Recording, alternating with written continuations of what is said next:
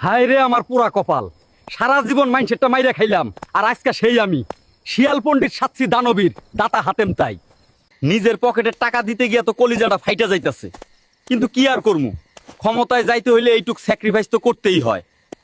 ভোটের আগের রাত, চারিদিকে পিন পতন নীরবতা, কিন্তু আমাদের শিয়াল নেতার চোখে ঘুম নেই।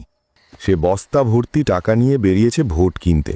টার্গেট এলাকার বলদ তকু, আমাদের ছাগল ভাই। শিয়াল ছাগলের ঘরে গিয়ে ডাকলো, ও ছাগল ভাই, জেগে আছো?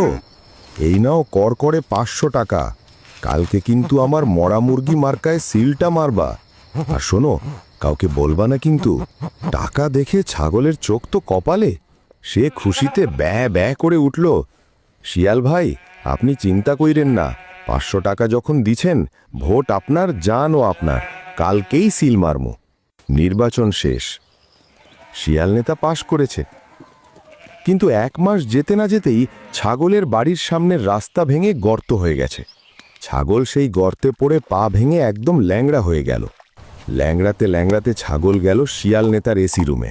ছাগল কান্নার গলায় বলল, ও নেতা ভাই, রাস্তা ঠিক করবেন না? গর্তে পড়ে আমার ঠ্যাং ভেঙে গেছে, একটু সাহায্য করেন। শিয়াল নেতা পায়ের উপর পা তুলে আপেল খাচ্ছিল। ছাগলকে দেখে সে বলল, এই মিয়া, তুমি কে? ভোটের আগে 500 টাকা নিছিলা না? তখন তো ভোট বেচে দিছ। টাকা নিছ, এখন আমার সেবা চাও কোন সাহসে? আমি টাকা দিয়ে জমি কিনছি, নেতা হয়েছি, তোমার রাস্তা ঠিক করার জন্য না। Get out. ছাগল তখন বুঝতে পারল সে আসলে 500 টাকার বিনিময়ে নিজের 5 বছরের অধিকার বিক্রি করে দিয়েছে। ছাগল মন খারাপ করে চায়ের স্টলে বসেছিল। দোকানদার কুকুর ছাগলকে বলল, কি ভাই, খুব তো 500 টাকা পকেটে ভরছিলা, এখন বোঝো ঠেলা। ভোট বেচলে এমনই হয়।